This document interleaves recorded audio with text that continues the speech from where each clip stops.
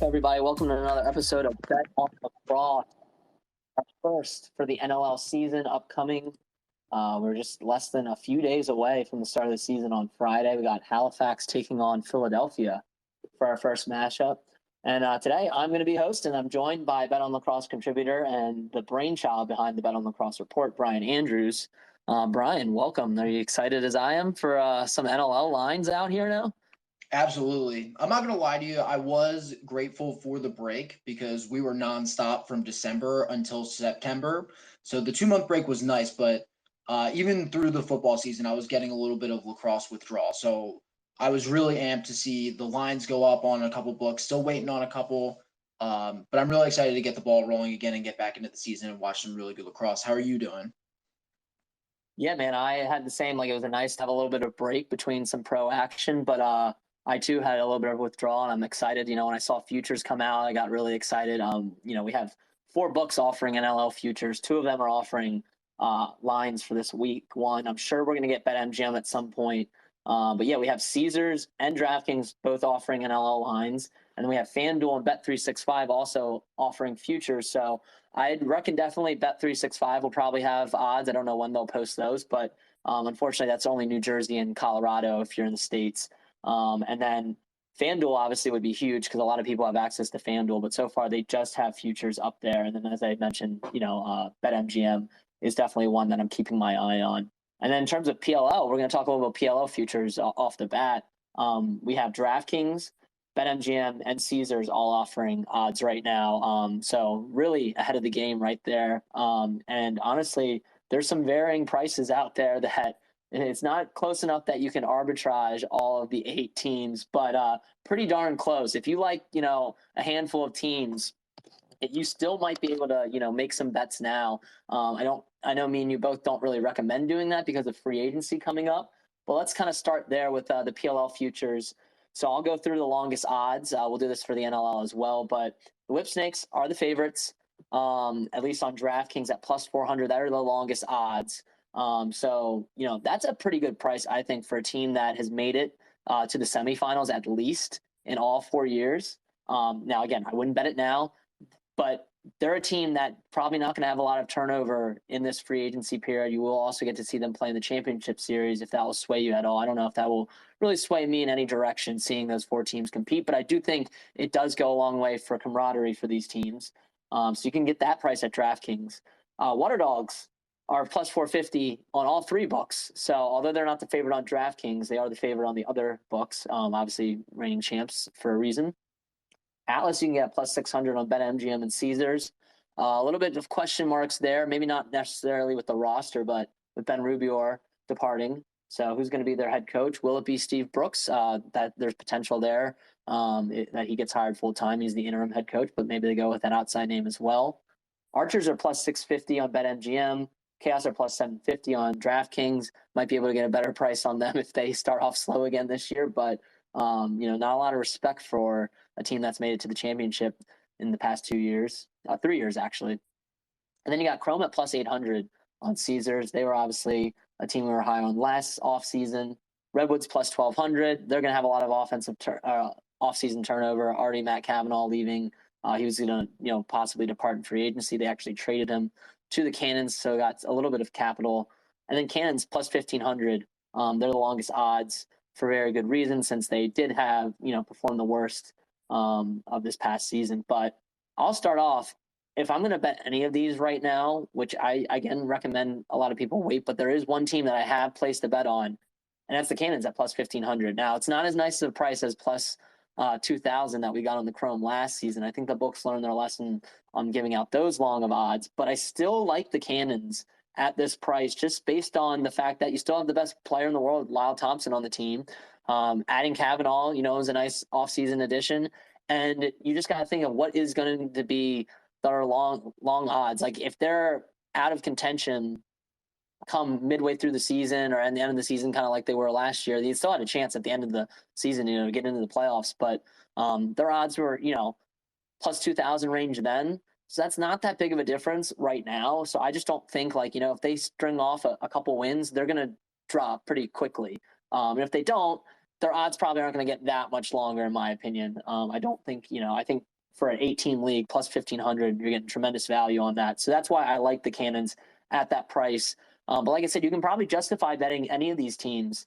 I just wouldn't bet them now. I would wait. There's plenty of time. These markets aren't going to move, really, if at all.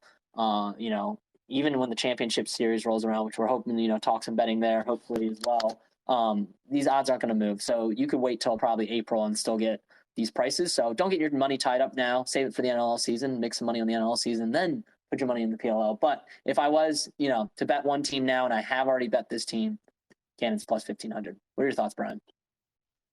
Yeah, I agree. Definitely have to wait. Even for the Cannons or the Redwoods. The Redwoods, they're going to have a lot of offseason turnover, like you said, or presumably, we assume they're going to have that. But even for the Cannons, I think aside from potential trades, which I think Cannons will end up benefiting from a lot of free agencies and maybe the draft. But the reason I'd hold off from even the Cannons right now, just something to think about, is Coach Quirk has showed that he has not had the best drafts, made a lot of questionable trades for draft picks and players to move, or made trades to move up in the draft. A lot of decisions that were really questionable leading up to last season that I think really made them struggle over the course of the season and made them ultimately miss the playoffs. So I think I need to see the draft and some long-term planning, some Ben Rubio style off-season play for me to have any faith right now. So even for the long odds, the Redwoods and the Cannons, I don't think there's a lot of value there yet until we know what their team's actually going to look like come late spring. But there are some other teams that are pretty interesting. Like I don't really understand why the Chrome are why they have such long odds. That's a team that I'd be looking at over the offseason. And I think that Archer's spot is like a complete trap. I don't know why they're valued so highly in the rankings for the futures. So I think the offseason is going to be a lot of fun, and we're going to see a lot of teams change. And I think these odds are going to change pretty dramatically, potentially given, public sentiment about those changes. No, I agree. And the Archers are another one. We mentioned Redwoods, but Archers, Redwoods, I think are the two I would definitely keep my hands off of just because they have so many players hitting free agency. I think there's going to be a lot of moves. There's still going to be those core group of guys. You're still going to have Rob Pennell on the Redwoods. You're still going to have Tom Schreiber on the Archers. But these teams are going to have, a lot of moves. And I don't know even if the moves will necessarily sway me towards their number at all. And if I don't think we'll see the odds move that much either in reaction to the offseason, maybe we will. But those are teams that, just wait and see what happens in the offseason right now. And I do agree with you to a point with the Chrome because I don't think they are going to have that much offseason turnover. And I do think they're a little undervalued right now. Cannons for me though are just a pure number play right now. If it was the Redwoods in that position, I'd probably, consider the Redwoods too, just at that number. Really any team at this number. Obviously if it was any of the other teams, I would probably like a little bit more, but that's kind of how I'm playing this Cannons play. I expect them to be more competitive, maybe not be a contender, but at least more competitive to justify betting them at this price. But we also have NLL futures, and as I mentioned, we have 4 books offering those. So I'll run down those lists. I know we have a little bit more thoughts on, the NLL season and these futures. You got the Seals are the favorites, plus 600 on Caesars. We'll get to them a little bit later. Bandits plus 650 on FanDuel. Rock plus 800. They were essentially 2 pipes away from going to the championship last season. So, sitting right there at plus 800. Mammoth, reigning champs, plus 850 on FanDuel. Thunderbirds, plus 1,100 on FanDuel. Wings, plus 1,200 on Caesars. Riptide, plus 1,300 on FanDuel. We are not seeing the long, I think what it was. It was something outrageous, like plus 10 huge last year. I'm pretty sure it was plus 10,000 last year. They had some really long odds. So I sprinkled on them. They didn't even make the playoffs, but they looked better, and that's hence why, they're a little bit more, favored going in this season. Rush plus 1,400 on Bet365 and DraftKings. Swarmer plus 1,500 on FanDuel. Roughnecks plus 1,600 on Bet365 and Caesars. Panther Cities plus 1,800 on Caesars. The Firewolves are plus 2,000 on Bet365. The Warriors are plus 2,500 on Caesars. The Desert Dogs are plus 3,000 on Caesars. And you can actually get the Nighthawks at plus 5,000 on Caesars. So they're the longest odds out there. So, that's kind of, if you're if you're looking to bet any of those teams, go to those sports books if you have access to them. That's where the best number is currently. I'll start with you, Brian. What do you like of these, these futures? It's a long season. It's going to end potentially Memorial Day weekend. Could be June 2nd. So we're a long ways off from a championship. But, anybody you got a future on right now? Well, at least unlike the PLL, the off season's out of the way. We have free agency and the draft's done with. So we at least have more information. It's a homer pick, but I think that the Wings are really undervalued for some reason on the books right now. Even though they had a lot of losses in the offseason, I think they made up for them in free agency and drafting. And so I'm looking at the Wings at plus 1,200. I really like that number. I think it's too close to the people after them. I think the Wings are going to be a better team than we all expect. And I think it's really interesting that our first matchup is, the Wings, who are plus 1,200, against the Thunderbirds, who are plus 1,100. So I think I placed the bet on the Wings at plus 1,200. And so it'd be really interesting to see how things shake out in week one for them against a team that they're supposed to be semi-evenly matched with. Other than that, I think one sneaky team that I'm not placing a bet on, but I think is also severely undervalued based on, how their season was going towards the end of last season is Panther City. Panther City was able to keep up with a lot of teams towards the end of the season, even though they had a really tough start to their season. They're a new team, but I think their coaching staff is really strong, and I think they have a good foundation to build upon over time. So I think they could sneak into the playoffs and then get us some hedging opportunities there, potentially. But that's a wait and see for me. That's just something that I noticed on the list. Yeah, no, that's definitely a team that I kind of got my eye on as well. I mean, you look at the West, you have the Seals are like the odds-on favorite, along with the Mammoth too, obviously, with reigning champs. Both those teams were in the Western Conference Finals. And then you have to go all the way down to the Rush at plus 1,400 to find another West team. So that West is, pretty wide open. And given the playoff format, we might only see 3 West teams. So that's what, makes it a little bit trickier to predict. But yeah, you got Roughnecks, Panther City, and Warriors and Desert Dogs are all kind of like in that mix at the end. Like, who's going to have a breakout season? Are the Desert Dogs really going to come out and surprise people a little bit like Panther City did, or the Seals a few years ago? Or are they going to have more of a building block season like we've seen with the Riptide, Nighthawks, and a few of those other expansion teams? So that's a big question. I love the Wings at plus 1,200. I think their shortest odds out there might be around like 800 somewhere. So like 1,200, I think, is a great number to bet that. I also do like the Thunderbirds as well at 1,100. And it's interesting. I actually bet both of them. But if you notice that they're playing each other this Friday, if you haven't bet either of them, I would bet the team that you think is going to lose. I would bet the team you think is going to win. If you want to bet a future. So if you like the Wings to win this Friday, bet them now. And then you can maybe get a better price than the Thunderbirds. I don't know how drastically they'll move after one game, but that's something to consider. But yeah, I think the Thunderbirds, just because they had a first round exit, people are a little bit quiet on them. They're returning a lot of their guys. They added Randy Stotts in the offseason, who's presumably, hopefully healthy. We're obviously big fans of him. So yeah, I think the Thunderbirds, it's kind of funny to say they're a little undervalued. I mean, the East is super competitive. You have the Bandits and the Rock, as the favorites. But the Thunderbirds are right there too. I really, and they had a close game with Toronto. So, I think those are some good odds on them right now, at that number.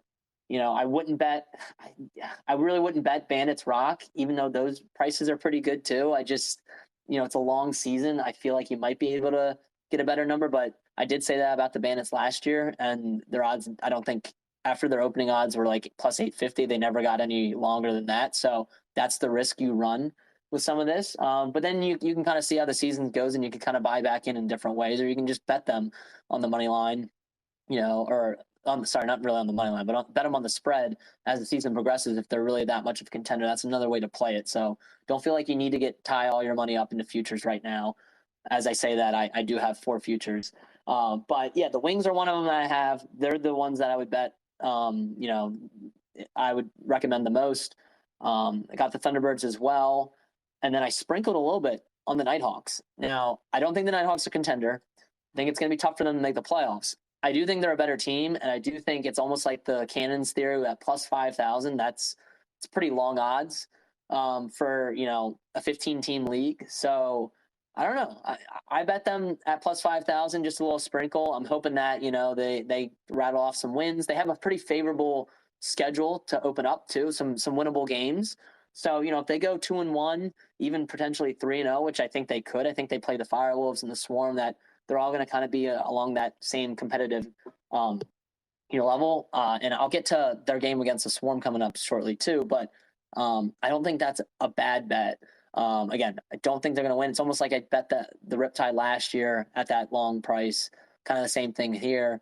And although the Riptide did not win, I had a chance to potentially hedge out if they made the playoffs, and they were close to making the playoffs. So that's how I'm hoping it with the Nighthawks. We'll see how it goes.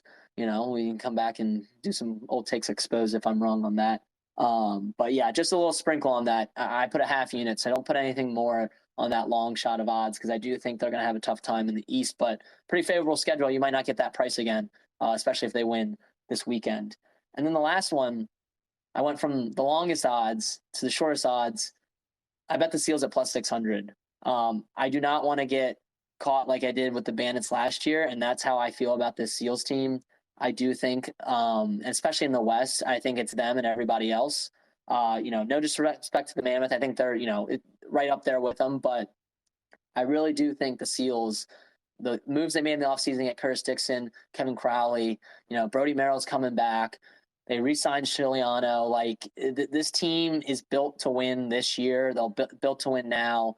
Hopefully Stott's completely healthy. He will miss game one due to suspension from what happened in the Western Conference Finals. But yeah, I think this team is loaded, and plus 600 still feels like a decent value on a team that's favored to win it all. I'm just worried, they come out hot and their odds continue to shrink. Now, if you don't feel as confident, you can wait and see, if they're a real deal, if they have any growing pains. But they're a team that I recommend betting now, despite being the odds-on favorite. Thoughts on that, Brian? Yeah, I totally agree.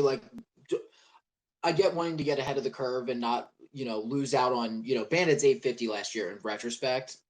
Unreal line. We all should have been on that. So I understand, given the hype around the Seals, not wanting to miss out on that. And I think it's very, very likely they make it to the playoffs and you get hedging opportunities based off of it anyway. So I think that's a smart play.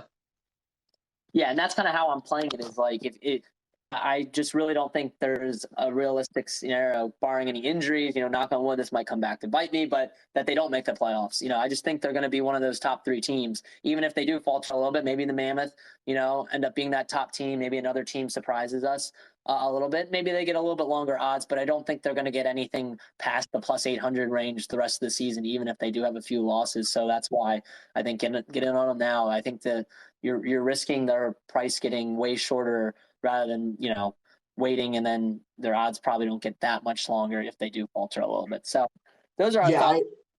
I agree with you 100% on I don't think that the books will overreact. I think we're past the point in lacrosse, indoor, outdoor, where the books are going to overreact. The Seals lost their first two games or whatever. They're going to be, plus 1,000 in the futures market now. Because even in live lines, we've watched games in the PLL where the Whip Snakes will be losing by 5 to a team, and they'll still be minus 1.5 on the live spread. The teams are so resistant to change because they don't want people to be able to play both sides of the field. Obviously, that doesn't apply as specifically, or it's not the best analogy for futures lines.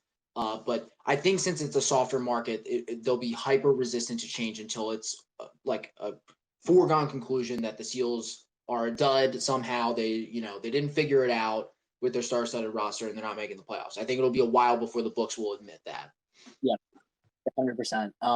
And even then, if they get such a long season, if this ends up crashing and burning and there is a chance that they miss the playoffs, I can start, betting against them or playing them in different ways too. So that's another way to kind of look at it.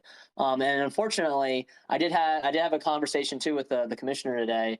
Got to talk a little bit of sports betting. That whole interview will drop on Pro Lacrosse Talk. Unfortunately, we will not be getting live betting or player props this season for the NLL, but it is on their radar. So that's something that I'm really excited that it is on their radar. There's just not enough data, the way he was explaining it to me right now, for these odds makers to feel comfortable offering it, completely understand. We saw live betting in the PLL come and go, probably because we were, making some money doing betting those live lines, and we did not get them in the playoffs. So I think these sports books, they're there to manage risk, and until they're comfortable, with their algorithms, comfortable with the data that they have in setting these lines, they're just not going to do it. So we'll have to wait probably till 2023, 2024 is what he hopes. But, at least it's on their radar because, I love player props. I love hitting some player props, and then live betting as well, especially in a sport like lacrosse, is definitely fun to do. So we'll have to wait a little bit on that, but it is on their radar, which is great to hear. That is really good to hear. And one thing that I'm looking out for in the future, specifically for PLL, because we're starting to see props there too. So if it's also in the NLL, it's great, because I want to start integrating stats into the betting report to help people gauge the lines the books put out for different props. And I think there are a ton that'll be helpful. We've seen ground ball props in the outdoor game, saves props in the outdoor game. The content of the props might be different for the indoor game, but including that information in the betting report will end up being really helpful. I ended up finding a lot of plays during the outdoor game that helped me make some money on some obscure props, and I would love to summarize that and help the community, make some money off that. So that would be really exciting. Absolutely. And I'm really excited for player props. I mean, every game is different, but I feel like there's a little more volatility with who's scoring the PLL, where the NLL, Dane Smith is going to put up points. So I'm curious to see, if he's getting a 4.5 point line, it'll be fun to kind of bet, all right, is he going to go under? Who's the defense he's playing? Is he going to go over that mark? I think there's a lot more possibilities for some, numbers like that, because there tends to be, not necessarily more scoring total wise, but more players putting up hat tricks and scoring multiple points in the NLL. So that's something I'm hoping to see, of course, a few seasons away, but definitely excited for that. Let's go to some NLL week 1 games, Brian. I know we have some thoughts. We're going to go to our best bets first, and then we'll do some extra money opportunities as well. I'll start us off with a underdog. Now, if you look at, we're looking off of DraftKings and Caesars lines. You can also check out Coolbet Canada if you're a Canadian listener. They have odds as well. And if you look at Coolbet Canada's odds, everyone's a 1.5 point favorite or underdog. There's only a 1.5 for all the games. You go to Caesars and DraftKings, a little bit of a different story. So currently you have the Rock are 2.5 point favorites, and the Bandits are 2.5 point favorites on DraftKings. But you can find a 2.5. They're on the Nighthawks Swarm. Now, you can't find it on DraftKings, so if you don't have access to Caesars, unfortunately, you probably won't be able to bet this. But the Nighthawks are currently 2.5 point underdogs against the Swarm, and you can get that price at minus 120 on Caesars. I think the Nighthawks are going to be better. I kind of talked about that a little bit with my future bet. They got Hutchcraft now. I think, him and Hartley are both going to be competing for that starting role. So I think the goaltending should be a little bit, better. I mean, Ryland Hartley didn't do bad last year. But I think, the goaltending's a little stronger. They got Connor Fields in the offseason. They did trade away Bertrand. So, that's a loss. But a lot of their team is coming back. Holden Katoni's coming back. I feel like this team is going to take another step. I feel like they're kind of like the Riptide last year. They're going to take another step. They're going to be contending for a potential playoff spot, trying to sneak into that wild card. I really do think the Swarm are a team that I'm kind of I think there's more questions than answers. Same with the Firewolves. Both young teams, a lot of roster turnover. Swarm obviously are going to be having a different goaltender with Poulin retiring. So I know the Swarm have the best player in the world, Lyle Thompson. They also traded for Jeremy Thompson. Should help them, with ball control at the stripe, as well as, just in transition. But I think the Nighthawks are live to win this game. I'm not going to bet them on the money line. They're plus 200 if you want to bet them on the money line. I'm not going to do that. I'm not even going to sprinkle. I just think the 2.5 is a good number. I think it's going to be a close game, and I would be shocked if they lose by 3 or more in this game. So Nighthawks plus 2.5. That's my first best bet. Brian, what do you got? Oh, you know what? You went for a spread. I'll give you a money line, which I will not usually do on the show for the NLL from now on. So I want to talk about the money line because I think it's an interesting trend that we ended up seeing last year where for the first 9 weeks or so for the first half of the season, money line favorites won overwhelmingly. Upsets were very rare. Teams were, figuring their stuff out. Teams that had, just pure talent composition ended up overcoming a lot of other teams, the Bandits, the Rock, whatever.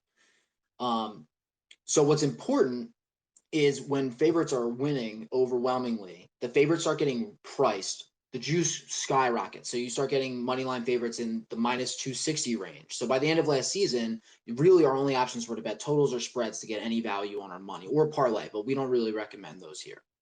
Mm-hmm. So this week I was kind of expecting, minus 200, minus 180 because it's week one. So not as juice because we don't know everything about the season yet. But I was really surprised to see that the Seals opened up at minus 135, minus 130 against the Riptide on DraftKings. It's now at minus 135. But I'm taking that all day because the Seals are the outright favorite on the futures market to win. I think that the value that has been given to the Riptide in the futures market for the Riptide is, I think, a little gracious. I see them being a better contender than they were last year, but I think their biggest problem last year was their defense. They were last in goals against average, and I don't think that they did a ton to fix that in the offseason. And now with this, super team whatever offense that the Seals has, in addition to their back end, I don't see a world where the Riptide take a quick one from the Seals.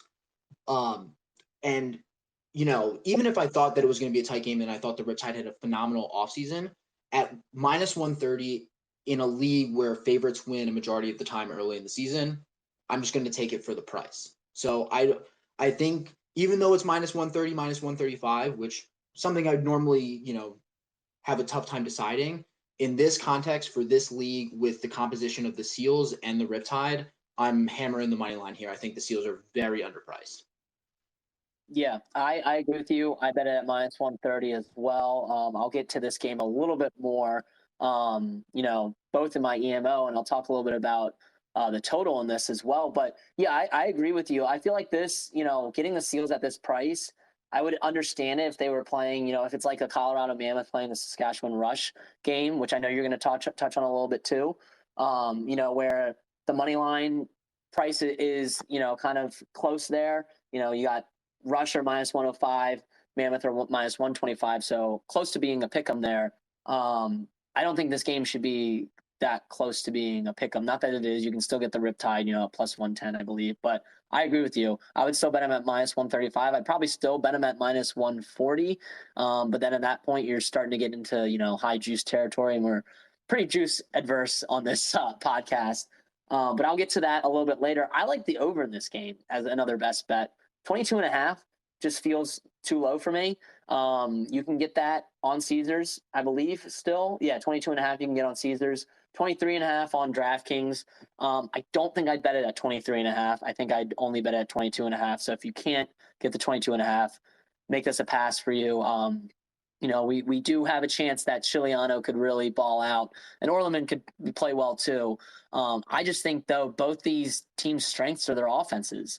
We saw the Seals, they had some good games when Chiliano played lights out, but still that defense was still kind of like hit or miss game to game, but they were always putting up points for the most part. Now they got Curtis Dixon, Kevin Crowley, Dane Dobie's coming back.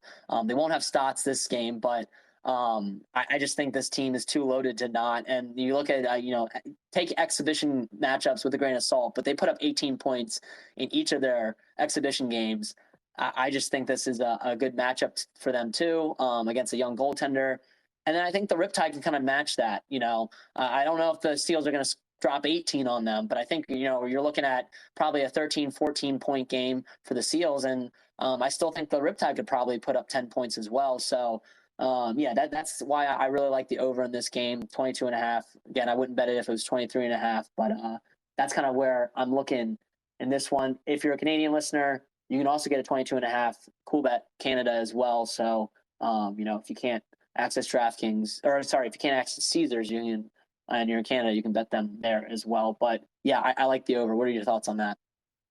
I totally agree. I think a lot of the points that support your over 22.5 play here are the exact reasons that I decided on the Seals money line. And you get a slightly better price for that. So I totally agree with everything that you said. For me, shocker, have a total play for everybody this week, and it's an under, also a shocker. I'm happy you brought up the Mammoth Rush game because that's the total that I'm eyeing. It's 22.5 on DK, and it's 21.5 on Caesars, and you can get the over 21.5 at plus 100, which is the biggest bait line I've ever seen in the NLL. These teams are, we've talked a little bit about teams that, have a total overhaul from last year. Like the Seals are an example, totally revamped offense. The Wings lost a lot of players. So there are a lot of teams that have major faces leaving or coming in or whatever. These teams, the Mammoth and the Rush, don't really have a giant team composition change over the course of the offseason. So I think we're going to get a very consistent performance from what we saw last year, which I think is a huge benefit to us as bettors in the early weeks of this NLL season. And the Mammoth Rush have just one goal, tight knit, 16 to 19 point total games. So the line being at 22.5 makes me feel very safe because they need to get to 23, which is a pretty high total for both of those teams, even outside of their respective matchups. But at 21.5, not taking it, I think Caesar's trying to, get you with a fast one for some plus money, which I don't think is worth it. I'd rather play the under 22.5 at minus 120 and watch them have a really good defensive game between Dylan Ward and whoever ends up starting for the Rush. Yeah, you got to watch those bait lines. They're baiting you for that over at 21.5, but they know, that's why you look at it. And like you said, any game with Dylan Ward in net, I'm going to be already looking at the under. I think, the Rush, this defense, it struggled a little bit last year, but you could argue that it was more on the bright spot. They don't have Corbeil. Obviously, he went to the Rock, but most of the defensive core is still there for the most part. We're hoping the offense is going to have a better year than it did last year with all that talent. But again, they're going up against Dylan Ward. I do like the under in this as well. I'm not as strongly on it as you, just being at 22.5. I'd feel much more comfortable if it was 23.5, but definitely not betting the over either. So I hate that play as well. And then, it's 22.5 on Coolbet Canada as well. So Canadian listeners, if you want to bet, Coolbet, that's another place you can get that 22.5. So those are. Before we move on, I just want to say one more thing about the Rush defense. Yep. In support of them, even though Corbeil's gone, they ranked 5th last year in goals against average, which is impressive for a team that did not end the season on a high note. And they also went through multiple goalie changes, and they still put out consistent defensive performances. So in addition to your points about Dylan Ward, I think the Rush have a lot of pieces together to keep, people away from their netminder. So I think that the more I look into it, the more I like the under 22.5. Yeah, no, and we saw Eric Penny come in. We never thought that goaltending was the issue last season, but they brought in Eric Penny. He played well. They're bringing Alex Buque this offseason. He obviously played really, really well for the Warriors last season. They decided to part ways with him, so it's going to be one of those guys, and I'd feel confident in either of those guys. And we're hoping, Matt Beers can kind of return to form. He did fine last year, on that team. And like I said, you miss Corbeil leaving, but Kyle Rubish comes back, so that's obviously big for this defense. So yeah, I feel pretty good about that total as well. Now moving on to our extra money opportunities. We both like this bet, but I won't steal your thunder. I'll let you give one of our money line extra money opportunities. Thank you for letting me put my homer pick out in the world. So in addition to the Wings future that I have placed, I also really like the Wings money line at plus 125 on Caesars against the Thunderbirds. You'll notice that the Thunderbirds and the Wings are right next to each other in the futures market for the longest odds. It might vary a little bit per book. But the money line odds, I think, are kind of just being influenced from the results of last year, where the Wings played the Thunderbirds twice. It was a 10-8 game twice.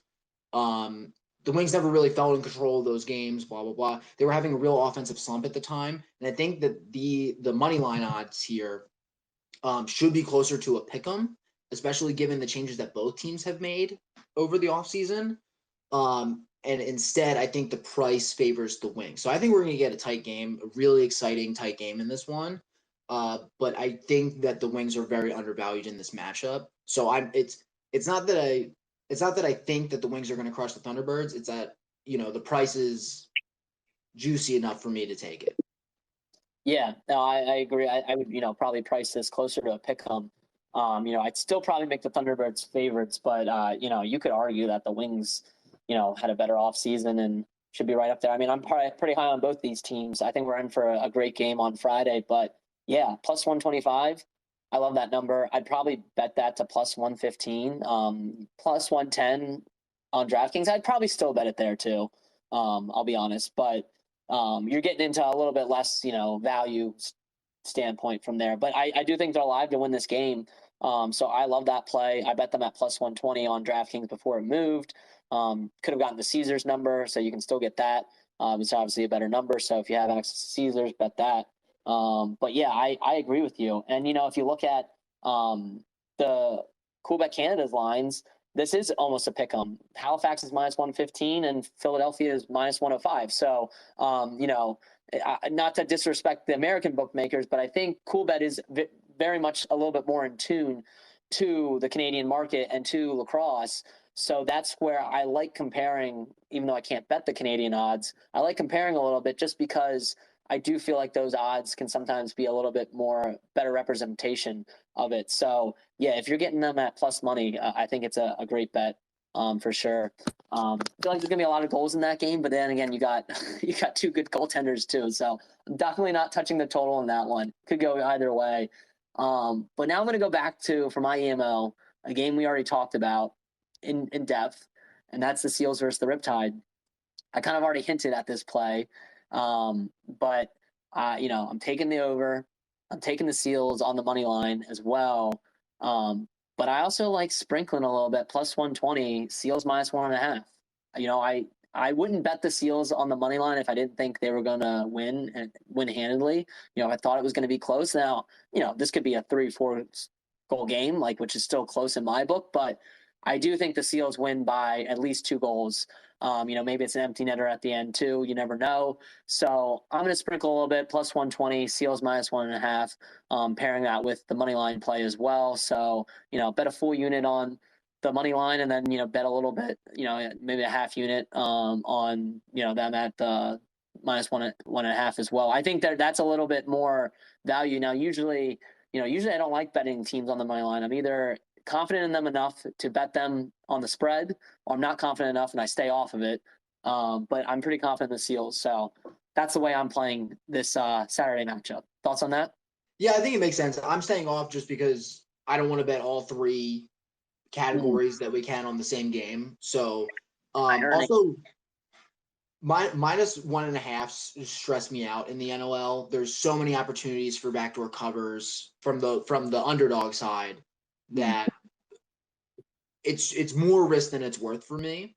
But for a plus money opportunity from minus 1.5, I think that's going to evaporate pretty quickly as the season goes on. So might as well, throw a half unit on it if you're confident in the money line. Yep. No, I tend to agree. I just feel like, I tend to not bet the minus 1.5s either, but if I'm going to bet a favorite, that's kind of the way I want to do it. I just, you look at, the few games we didn't talk about, with the Rock and the Bandits being the 2 that I look at, those are both 2.5s. So you wouldn't touch the Rock or the Bandits on the money line, be more inclined to bet them on the spread, but I think 2.5's a lot. 3 goals is a very competitive league with a lot of parity. So yeah, I rarely bet a minus 2.5 point favorite. Most of the time I'm just staying off of it. The value's just not just there. And you look at their prices, Rock plus 120 to bet them minus 2.5, and then Bandits plus 105. So really, they're really not giving you much value there. I do think those teams win, just not betting those games just because anything can happen in this league. We saw upsets aplenty last year. So those are a few thoughts on those games. I think we covered every game by hitting on those, we covered every game. Those are the other two that we don't have a play on. So yeah, those are our thoughts on PLL futures, NLL futures, and NLL Week 1. We're both excited for this. Watch on ESPN Plus. There's a few games on linear as well this weekend, TSN and ESPNU, I believe. But those are our thoughts on this game. We'll be back every week, hopefully, barring anything particular, but definitely continue to listen. Definitely subscribe to the podcast if you haven't. If you came in late, you can definitely listen to a replay of this, but we also put this up in podcast form, Bet On Lacrosse Podcast. And then definitely check out Pro Lacrosse Talk as well. I mentioned that interview with NLL Commissioner Brett Frood. So that's coming out on Friday if you're interested in hearing more about that. But with that, I appreciate everyone tuning in to another episode of Bet On Lacrosse.